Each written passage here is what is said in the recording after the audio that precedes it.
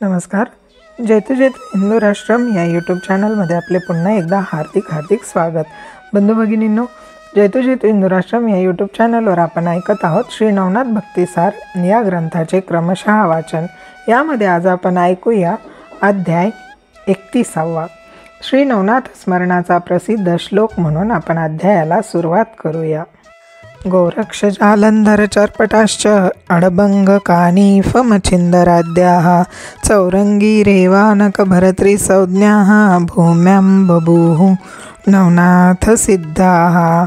श्री नवनाथ स्मरणाचा प्रसिद्ध श्लोक म्हणून आपण अध्याय पाहू.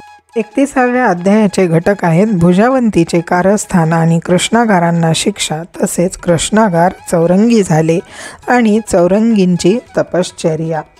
तसेच या अध्यायाची फलश्रुती आहे की शाबरी मंत्राचे किंवा कुठल्याही करणी तोडग्याचे कपटी प्रयोग आपल्यावर होणार नाहीत.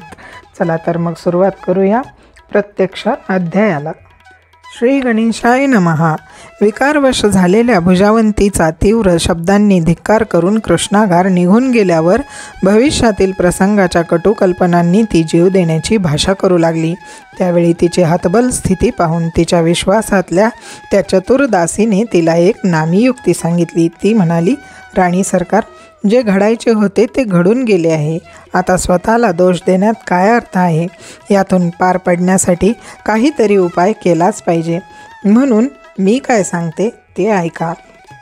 आज महाराज शिकारीवरून परतले की तुम्हाला भेटायला येतील. त्यावेळी तुम्ही उठूच नका, रुसून झोपून राहा, स्फुंदत राहा, शृंगारही करू नका. ही बतावणी अस्सल झाली पाहिजे. ते तुमची चौकशी करतील तेव्हा तुम्ही रडून आकांत करा. ते तुम्हाला रडण्याचे कारण विचारतील तेव्हा तुम्ही मी सांगितल्याप्रमाणे करा. त्यानंतर तिने नेमके काय करायचे हे तिला नीट पढवून ठेवले. त्याप्रमाणे भुजावंतीने उत्तम बहाणा केला. तिने अन्नपाणी टाकले, स्नान टाकले, अंगावरील साज शृंगार फेकून दिला आणि निराश विमनस्क स्थितीत सुवर्णमंचकावर पडून राहिली. सायंकाळी शशांकर परतला तेव्हा राणी त्याच्या स्वागतास आली नाही. त्याला मोठे नवल वाटले. त्याने एका दासीला तिच्या न येण्याचे कारण विचारले. तेव्हा ती म्हणाली, महाराज, आज त्या व्यथित आहेत आणि अश्रू ढाळत मंचकावरच पडून आहेत. ते ऐकताच तो तडक तिच्या महालात गेला. त्याने तिला उठवून तिची प्रेमाने चौकशी केली तेव्हा ती हुंदके देऊन रडू लागली. तिला त्या अवस्थेत पाहून तोही विचारात पडला. त्याने तिचे अश्रू पुसले आणि म्हणाला, प्रिये, काय झाले, अशी रडतेस का? ती म्हणाली, आता मला जिवंत राहावेसे वाटत नाही. तुमच्या घरात माझ्या अब्रूवर किंवा धाड पडेल काही सांगता येत नाही. ते ऐकून तो खवळून म्हणाला, काय सांगतेस? कोण आहे तो नराधम? मी त्याचा आत्ताच जीव घेतो. ते ऐकून तिला मनोमन हर्ष झाला, पण वरकरणी तसे न दर्शवता ती म्हणाली, महाराज, आज तुमचे लाडके पुत्र कृष्णागर तुम्ही येथे नाहीत असे पाहून वाईट हेतूने माझ्या महालात आले होते. त्यांनी माझा हात धरला, माझ्यावर अतिप्रसंग करण्याचा प्रयत्न केला, पण मी त्यांच्या वासनेला बळी पडले नाही. सारे बळ एकवटून त्यांना दूर ढकलले. ते नुसते पशु आहेत. त्यांनी आई मुलाच्या पवित्र नात्याला काळीमा लावणारे कृत्य केले आहे. मी त्यांचा तीव्र शब्दात धिक्कार केला. तुम्हाला त्यांचे नाव सांगण्याची धमकी दिली तेव्हा कुठे ते निघून गेले. आता तुमच्या अनुपस्थितीत जर असेच घडणार असेल तर या नरक यातना भोगण्यापेक्षा मेलेले बरे.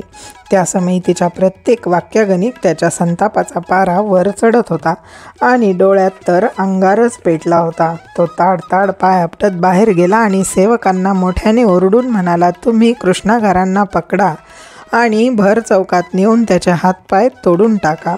त्या आज्ञेनुसार त्यांनी त्यांना पकडले, पण शिक्षेची अंमलबजावणी करण्यात जाणीवपूर्वक थोडा विलंब केला.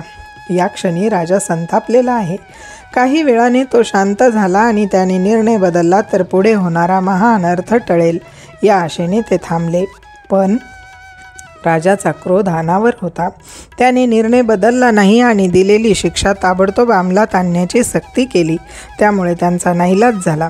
त्यांनी मने घट्ट करून कृष्णागारांना चौकात नेले. ते हातपाय बांधून त्यांना एका सोन्याच्या चौरंगावर बसवले. ते वृत्त कळताच तेथे लोक गर्दी उसळली. त्यांच्यापैकी काही मान्यवरांनी राजाची भेट घेऊन त्या शिक्षेच्या संदर्भात रद्दबदली करण्याचा प्रयत्न केला, पण काहीही उपयोग झाला नाही.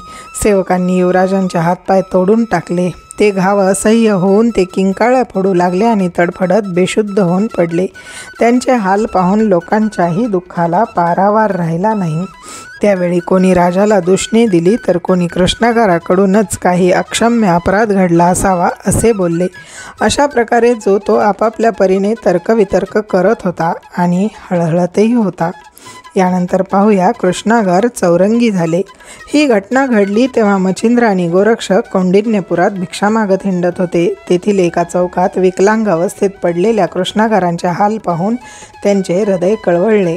त्यांनी लोकांकडे चौकशी केली पण त्यातून काहीच निष्पन्न झाले नाही. तेव्हा मच्छिंद्रांनी अंतर्दृष्टीने अवलोकन करून सर्व प्रकार जाणून घेतला. त्यांना भुजावंतीचे कपट कळले. तसेच कृष्णागार हे अवतारी पुरुष आहेत हेही समजले. त्यांनी सदर प्रकार गोरक्षांना सांगितला. त्या समयी दोघांनाही राग आला होता. म्हणून बुद्धिभ्रष्ट शशांगाराला शिक्षा करण्यासाठी ते राजवाड्यावर निघाले. त्यांना कृष्णागाराचे नाव माहीत नव्हते पण त्यांना चौरंगावर पाहिले असल्यामुळे चौरंगी असे नाव त्यांनी त्यांना दिले. मार्गामध्ये गोरक्षांनी मच्छिंद्रांचे मन वळवले. ते म्हणाले, गुरुजी, चौरंगीची बाजू घेऊन काही हालचाल करणे हे सध्या तरी मला योग्य वाटत नाही. म्हणून तुर्तास राजाचे मन वळवून त्यांना येथून घेऊन जाऊ, त्यांना सनात करू आणि ते सामर्थ्यवान झाल्यावर त्यांच्या हातूनच त्याला व त्याच्या राणीला अद्दल घडवू. त्यांनाही ते पटले. मग दोघेही राजवाड्यात गेले. शशांगराने स्वतः जाऊन त्यांचे स्वागत केले. त्यांचे पूजन व आदरातिथ्य झाल्यावर त्याने उभयंतांना आगमनाचा हेतू विचारला. ते म्हणाले, राजा, आज तुझ्या नगरात आम्ही एका युवकाला हातपाय तुटलेल्या अवस्थेत पाहिले. तो तुझा अपराधी आम्हाला मिळावा अशी विनंती आहे. शशांगर म्हणाला, नाथजी, हे तुम्ही काय मागत आहात? त्यांचा तुम्हाला काय उपयोग? कारण त्यांनी तुमची सेवा करण्याऐवजी तुम्हालाच त्यांची सेवा करावी लागेल.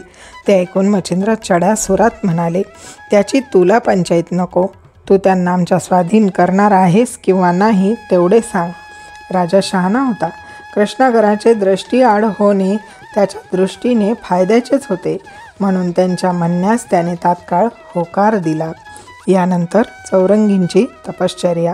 शशांगराची परवानगी मिळताच मच्छिंद्र व गोरक्ष तडक चौरंगीपाशी आले. त्यांनी रक्ताने माखलेल्या चौरंगासह त्यांना उचलले आणि मुक्कामी आले. तेथे त्यांच्या जखमांवर औषधोपचार केले व हातापायांना पट्ट्या बांधल्या. त्यांचे तुटलेले हातपाय तळून काढले. मग ती रात्र तेथेच विश्रांती घेऊन त्यांनी भल्या सकाळीच कौंडिन्यपूर सोडले. चौरंगींना खांद्यावर घेऊन पुढील प्रवास सुरू झाला. काही दिवसांनी ते बद्रिकाश्रमास पोहोचले. मच्छिंद्र व गोरक्षांना त्यांचे हातपाय पूर्ववत करणे सहज शक्य होते. पण पुढे त्यांच्याकडून मोठा कार्यभाग साधून घ्यायचा असल्याने त्या दोघांनी त्यांना त्याच अवस्थेत ठेवून त्याचे देहदुःख कमी करण्याचा प्रयत्न केला. असो, बद्रिकाश्रमास गेल्यावर त्यांनी तेथील शिवालयात जाऊन भगवान शंकराचे दर्शन घेतले. मग चौरंगींना तेथेच ठेवून ते गुरु शिष्य घोर अरण्यात गेले. तेथे एक गुप्त गुहा शोधून काढली.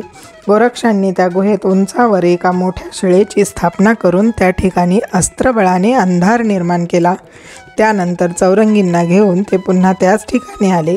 तेथे त्यांना नाथ दीक्षा द्यायची किंवा नाही यावर विचारविनिमय केला आणि मग यांची तपश्चर्या पाहूनच अनुग्रह द्यावा असा निर्णय घेतला. मच्छिंद्रांनी चौरंगींना त्यांची तपश्चर्या करण्याची तयारी आहे का असे विचारले. तेव्हा ते म्हणाले, गुरुजी, तुमच्याशिवाय मला कोण आहे? आता तुम्ही जे सांगाल तेच मी करणार आहे, कारण तुम्हीच माझे हितरक्षक आहात. पण तुम्ही कोठेही असलात तरी माझ्यावर लक्ष ठेवा, एवढीच नम्र विनंती आहे.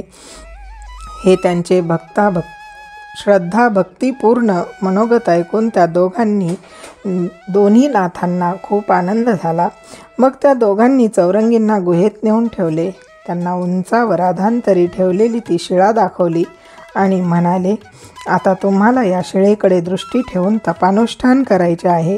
तुमची दृष्टी थोडीशी जरी विचलित झाली तरी ही शिळा अंगावर पडून तुमचा कपाळमोक्ष होईल.